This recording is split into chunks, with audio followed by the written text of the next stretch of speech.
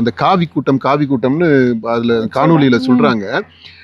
சரி, காவி உடுத்தினவங்க எல்லாமே தமிழ்நாட்டு மக்களுக்கு எதிரிகளா? என்ன சொல்ல வர்றாங்க? காவி கூட்டம்னா என்ன அர்த்தம்?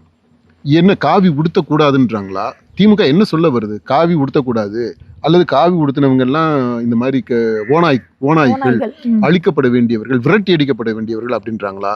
அப்படின்னு சொன்னா, அதாவது காவிய தீவிரவாதத்தோட தமிழ்நாட்டுக்கு எதிராக அந்த ஓநாயாக சித்தரிக்கிறாங்க அப்படின்னா, ம்.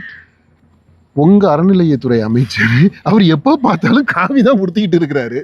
அப்ப என்னங்க அவரை எந்த லிஸ்ட்ல போய் சேர்ப்பீங்க நீங்க? அவர் அறநிலையத்துறை அமைச்சர்ல. அதனால காவி குடிச்சிக்கிறாரு. ஏங்க, அறநிலையத்துறை அமைச்சர் காவி உடுத்தலாம். அப்ப கோயிலுக்கு போற ஒரு ஒரு இந்து வந்து காவி உடுத்திடக்கூடாது.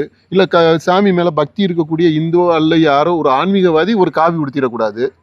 அவங்க பக்திய குறை சொல்லவே இல்லையே. காவி கூட்டம்னா எதுக்கு அப்ப சொல்றீங்க? காவி கூட்டம்னு எப்படி நீங்க சொல்ல முடியும்? காவி உடுத்தின எல்லாரையுமே நீங்க கொச்சைப்படுத்துவீங்களா? இதுக்கே கேஸ் போடலாங்க. காவி உடுத்தினவங்க எல்லாரையும் நீங்க எப்படி அது மாதிரி சொல்ல முடியும்? காவி கூட்டம்னு எப்படி நீங்க சொல்றீங்க? அப்போ உங்க ஆளுகளவே காவி கூட்டத்தை வச்சுக்கிட்டு காவி உடுத்தினவங்கள அவ்வளவு பேர் இருக்காங்க. அவ்வளவு பேர் பொட்டு வச்சுக்கிறாங்க, குங்குமம் வச்சுக்கிறாங்க, திண்ணூறு பூசிக்கிறாங்க, கோயிலா போய் இறங்குறாங்க, அன்னதானம் பண்றாங்க. நாங்க இந்த இவர் ஒருத்தர் மட்டும் சொல்லல, அறநிலையத்துறை அமைச்சர் மட்டும் இல்ல, நிறைய பேர் அப்படி பண்றாங்க. ம். இப்போ திமுக எடுத்துக்கிட்டா நீங்களே சொல்றீங்க 80%க்கு மேல எல்லாமே இங்க இந்துக்கள் தான் அப்படின்றீங்க. அப்புறம் காவி கூட்டம்னு யாரை நீங்க சொல்றீங்க?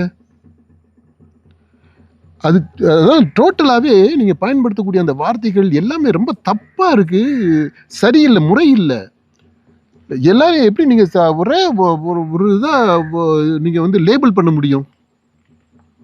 காவி உடுத்தினவங்க எல்லாம் அப்ப குற்றவாளிகளா? அவங்க பிஜேபி காரங்கள மட்டும் தானே சொல்றாங்க. எங்கெங்க நீங்க சொல்றீங்க பிஜேபி காவி கூட்டம்னு அப்புறம் ஏன் சொல்ற? காவி கூட்டம்னு யாரை நீங்க சொல்றீங்க? அப்போ காவி கூட்டத்தை நீயே வச்சிருக்கிற, அப்போ உன்னையும் சேர்த்து தான் சொல்றீங்களா அப்போ? உன் பக்கத்துல இருக்கிற அப்ப அந்த ஓநாயை பக்கத்திலேயே வச்சுக்கிட்டு இருக்கிறீங்களா நீங்க அப்போ? காவி உடுத்தின ஓநாய்களை நீங்க உங்க கூடவே வச்சிருக்கிறீங்க. அப்படித்தானே அர்த்தம்?